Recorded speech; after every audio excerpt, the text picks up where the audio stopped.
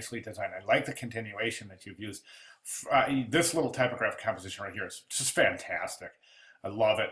I like the continuation you used by continuing this typeface here down into the subhead. Very, very smart idea.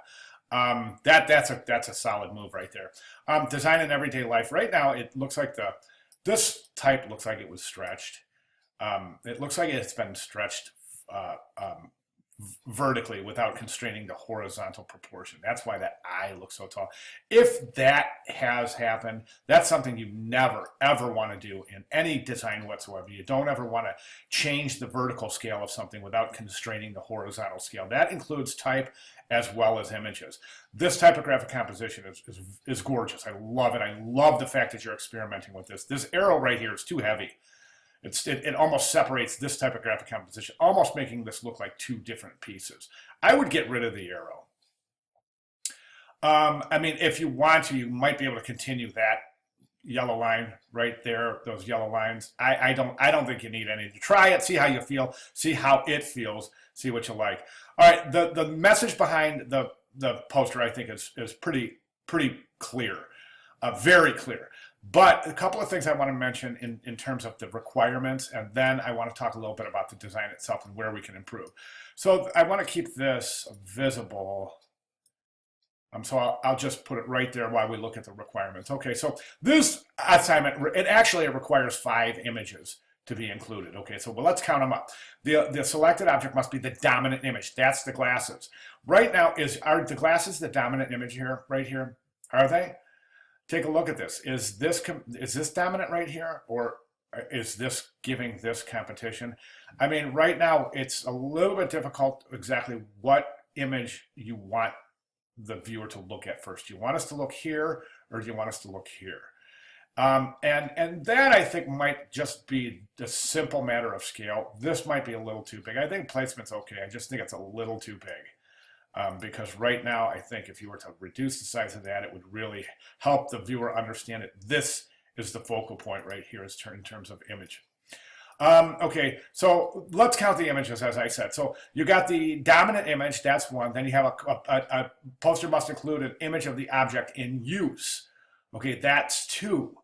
Then we have 3, an image that results from the use of the object. That's 3.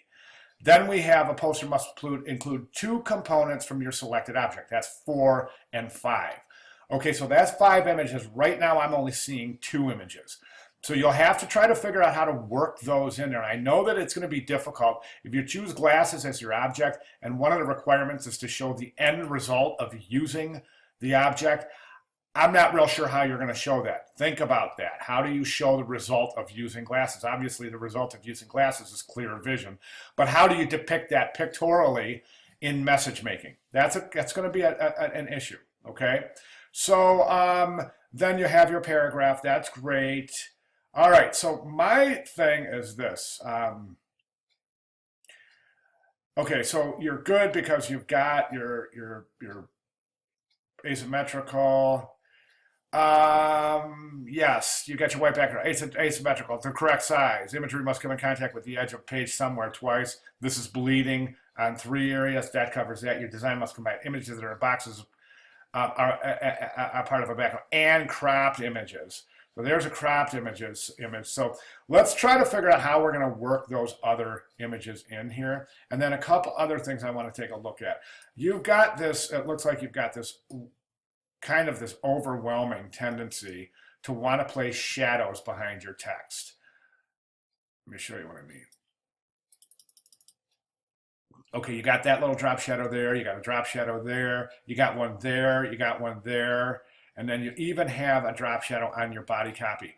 One thing that this could be a number 18 in our discussion topic for this week, but the number 18 would be, I wonder if those clear flowers are the result of looking through that. Let me know. I'm just seeing this now that could possibly mean they're blurry over here, but they're clear here. So that could be the result of using the glasses. That's interesting right there. Let me know about that. Anyway, so I was talking about your propensity to use drop shadows or some kind of shadows. Well, there's two things going on down here that you don't ever want to do in type. Number one is you're adding a stroke to your type. You don't want to do that because it actually changes the shapes of the letter sizes and it distorts the type. Let me show you what I mean. It's a great example right here. You see that T? You see how that opening of that T is now stroked? So it's actually changing the shape of that opening, actually closing it, leaving a little bit of black, but mostly just that white in there. Same thing with this shape right here, and the shapes actually change when you stroke letter forms. It's true. The reason is because, see right here, right, here's a great example right here of why you don't stroke type. That right there, see how that stroke they're touching? You don't want that. This typeface also looks like it's been stretched vertically. And that's why the X height is so high. You gotta let me know about these things. Let me know if you've stretched that type. It's okay. It's a perfectly innocent mistake. It's just something you don't want to do. So then down here, the other thing I wanted to mention is don't stroke type, and then the other thing is don't put drop shadows on body copy ever. It's a really bad practice.